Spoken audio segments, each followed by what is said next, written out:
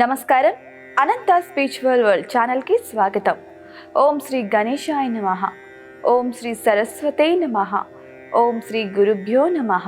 కార్తీక పురాణం 13వ అధ్యాయం గురించి ఇప్పుడు తెలుసుకుందాం. కార్తీక మాసంలో 13వ రోజు చేయవలసిన విధులు. 13వ రోజు శుద్ధ త్రయోదశి విష్ణువుని మన్మధుణ్ణి పూజించాలి. రాత్రిపూట భోజనం ఉసిరికాయ తినకూడదు.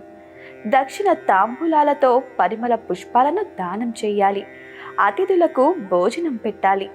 13వ రోజు చేయవలసిన పారాయణము కన్యాదాన ఫలము. ఓ రాజా, కార్తీక మాసములో తప్పక చేయవలసిన కొన్ని ధర్మాలు ఉన్నవి. వాటిని వివరిస్తాను. సావధానుడవై విను అన్నాడు.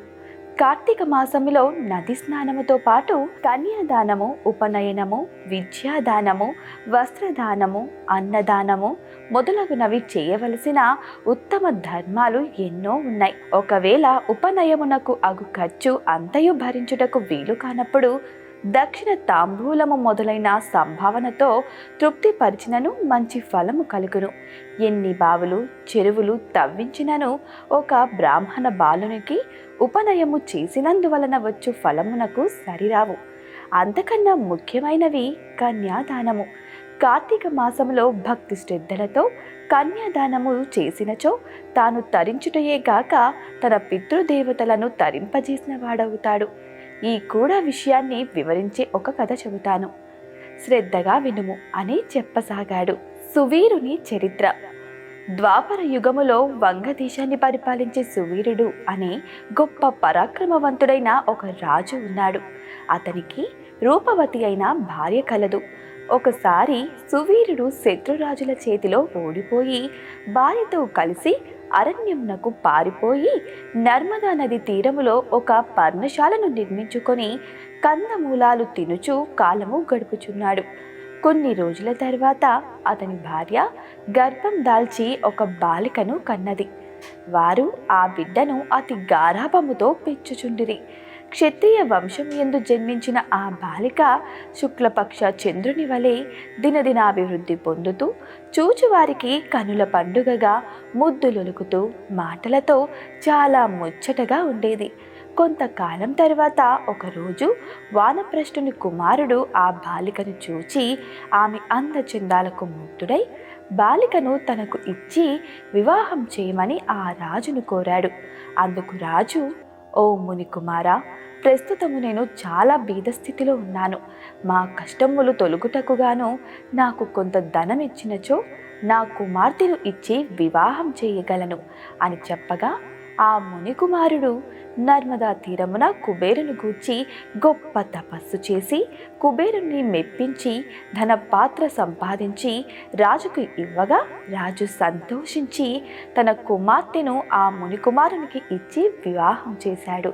మునికుమారుడు భార్యను తీసుకొని తన తల్లిదండ్రుల వద్దకు వెళ్ళి సుఖజీవనం గడుపుచుండెను. సువీరుని భార్య మరొక బాలికను కన్నది.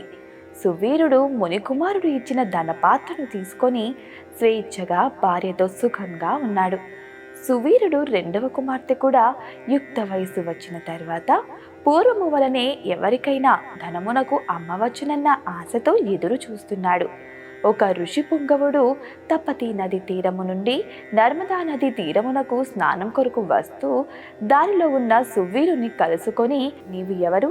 నీ ముఖ వర్చస్సును బట్టి రాజవంశపు వాని వలె ఉన్నావు. ఈ అరణ్యములో భార్య బిడ్డలతో నివసించుటకు కారణమేమిటి అని అడిగాడు. సువీరుడు తన వృత్తాంతమంతయు పూసగుచ్చినట్టు చెప్పాడు. ఓ రాజా, నీవు ఎంతటి దరిద్రుడవైనను ధర్మ సూక్ష్మము ఆలోచించగా కన్యను ధనమునకు అమ్ముకున్నావు. కన్యా విక్రయము మహాపాతకములలో ఒకటి. మానవ జాతి ఏ పాపము చేసినా ధర్మశాస్త్రాలు వాటికి ప్రాయశ్చిత్తం తెలియజేస్తాయి. కన్యా విక్రయ పాపానికి ప్రాయశ్చిత్తం ఏ శాస్త్రంలోనూ లేదు. కనుక అలాంటి పాపపు పని మరోసారి చెయ్యకు. కన్యను విక్రయించిన ఆసిపత్రమనే నరకమునకు వారు వెళ్ళి నానా బాధలు అనుభవిస్తారు. ఆ ద్రవ్యములతో దేవముని పితృదేవత ప్రీతి కొరకు వ్రతములు చేసినను అవి ఎలాంటి ఫలితాలు ఇవ్వవు. అదేను కాక కన్యా విక్రయము చేసిన వారిని పితృదేవతలు పుత్ర సంతతి కలగకుండా శపిస్తారు. అదేవిధంగా కన్యను ధనము ఇచ్చి కొని వివాహము ఆడిన వారి గృహస్థ ధర్మములు వ్యర్థమై అతడు మహా నరకమును అనుభవించును. కన్యా విక్రయము చేసిన వారికి ఎట్టి ప్రాయశ్చిత్తము లేదని పెద్దలు చెప్పే ఉన్నారు.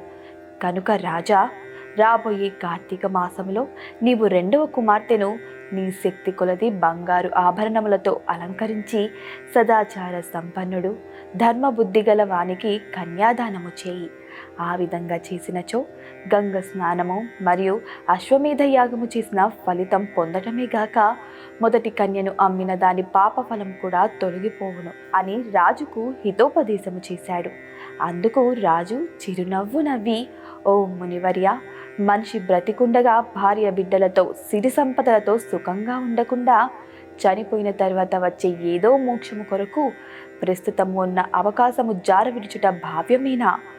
ఐహిక సుఖములే గొప్ప సుఖములు అని నా భావన. కావున నా రెండవ కుమార్తెను కూడా నేను అడిగినంత ధనము ఎవరిస్తారో వారికి ఇచ్చి పెండ్లి చేయుదును అని నిక్కచ్చిగా చెప్పాడు.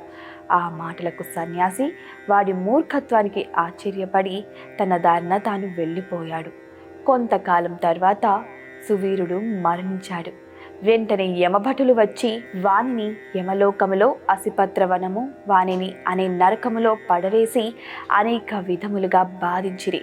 సువీరుని పూర్వీకుడైన శృతకీర్తి అను రాజు ధర్మయుక్తంగా ప్రజలను పాలించి ధర్మాత్ముడై మరణించిన తర్వాత స్వర్గమునందు సర్వసుఖాలు అనుభవించుచుండగా సువీరుడు చేసిన కన్యా విక్రయ పాపము వలన ఆ శృతకీర్తిని కూడా యమకింకరులు స్వర్గము నుండి నరకమునకు తీసుకొని వచ్చారు. అప్పుడు శృతకీర్తి నిండు కొలువులో ఉన్న యమధర్మరాజు వద్దకు వచ్చి నమస్కరించి, ప్రభు, నీవు సర్వాజ్ఞుడవి, ధర్మమూర్తివి, బుద్ధిశాలివి, ప్రాణకోటి అంతయు సమంగా చూసేవాడివి. నా రాజ్యంలో అందరినీ కన్నబిడ్డలుగా చూశాను. నేనెన్నడూ ఈ పాపము చేసి ఉండలేదు. నన్ను స్వర్గలోకము నుండి నరకమునకు తీసుకుని వచ్చుటకు కారణము ఏమిటి అని అడిగాడు. అంత యమధర్మరాజు, శృతకీర్తి, నువ్వు న్యాయమూర్తివి, ధర్మజ్ఞుడవు, నీవు ఎటువంటి దురాచారములు చేయలేదు. కానీ నీ వంశమునకు చెందిన సువీరుడు తన పెద్ద కుమార్తెను ధనమునకు ఆశించి అమ్ముకున్నాడు. కన్యను అమ్ముకునే వారు పూర్వీకులు ఇటు 3 తరాల వారు, అటు 3 తరాల వారు ఎంతటి పుణ్య పురుషులైనను నరకమును అనుభవించుటే గాని నీ జాతి జన్మలు ఎత్తవలసి ఉంటుంది. నీవు పుణ్యాత్ముడవు, ధర్మాత్ముడవు అనియు నాకు తెలుసు. నీవు మరల స్వర్గాన్ని చేరాలంటే ఉపాయము చెబుతాను, విను. నీ వంశీయుడైన సువీరునకు మరొక కుమార్తె ఉన్నది. ఆమె నర్మదా నది తీరమున తన తల్లి వద్ద పెరుగుచున్నది. నా ఆశీర్వాదము వలన నీవు మానవ శరీరము పొంది అక్కడకు పోయి ఆ కన్యను వేద పండితుడు, శీలవంతుడైన ఒక విప్రునకు కార్తీక మాసములో సాలంకృతముగా కన్యాదానము చేయించుము. అట్లు చేసినచో నీవు, నీ పూర్వీకులు, సువీరుడు, మీ పితృదేవతలు కూడా స్వర్గలోకమునకు వెళ్ళగలరు. కార్తీక మాసములో సాలంకృత కన్యాదానము చేసిన వాడు మహాపుణ్యాత్ముడు కాగలడు. పుత్రిక సంతానము లేని వారు తమ ద్రవ్యముతో కన్యాదానము చేసినను కన్యాదాన ఫలము లభించును. కనుక నీవు వెంటనే భూలోకమునకు వెళ్ళి నేను చెప్పిన విధంగా ఆ ధర్మ కార్యము చేస్తే పితృగణము తరింతురు, వెళ్ళిరమ్ము అని చెప్పాడు. శృతకీర్తి యమధర్మరాజునకు నమస్కరించి ఆయన వద్ద సెలవు తీసుకొని నర్మదా తీరమున ఒక కుటీరములో నివసించుచున్న సువీరుని భార్యను, కుమార్తెను చూసి సంతోషపడి ఆమెతో అన్ని విషయాలు చెప్పి కార్తీక మాసమున సువీరుని రెండవ కుమార్తెను సర్వజ్ఞుడైన ఒక ముని కుమారునితో సాలంకృత కన్యాదాన వివాహము చేశాడు. కన్యాదానము చేయటం వలన పితృదేవతలతో పాటు సువీరుడు కూడా పాపము నుంచి విముక్తిని పొంది స్వర్గలోకములో ఉన్న పితృదేవతలను కలుసుకున్నాడు. జనక మహారాజా, కార్తీక మాసంలో చేసే కన్యాదానం వలన మహాపాపములు కూడా నశించును. వివాహ విషయంలో వారికి మాట సాయము చేసినను పుణ్యము కలుగును. కార్తీక మాసంలో కన్యాదానం చేయుదునని సంకల్పించుకొని దీక్ష వహించి ఆచరించిన వ్యక్తి కూడా విష్ణు సాన్నిధ్యము పొందును. ఇలాంటి కార్తీక మాసమున సువీరుని రెండవ కుమార్తెను సర్వజ్ఞుడైన ఒక ముని కుమారునితో సాలంకృత కన్యాదాన వివాహము చేశాడు. కన్యాదానము చేయటం వలన పితృదేవతలతో పాటు సువీరుడు కూడా పాపము నుంచి విముక్తి పొంది స్వర్గలోకములో ఉన్న పితృదేవతలను కలుసుకున్నాడు. జనక మహారాజా, కార్తీక మాసంలో చేసే కన్యాదానం వలన మహాపాపములు కూడా నశించును. వివాహ విషయంలో వారికి మాట సాయము చేసినను పుణ్యము కలుగును. కార్తీక మాసంలో కన్యాదానము చేయుదునని సంకల్పించుకొని దీక్ష వహించి ఆచరించిన వ్యక్తి కూడా విష్ణు సాన్నిధ్యము పొందును. ఇలాంటివి కూడా విష్ణు సాన్నిధ్యమును పొందును.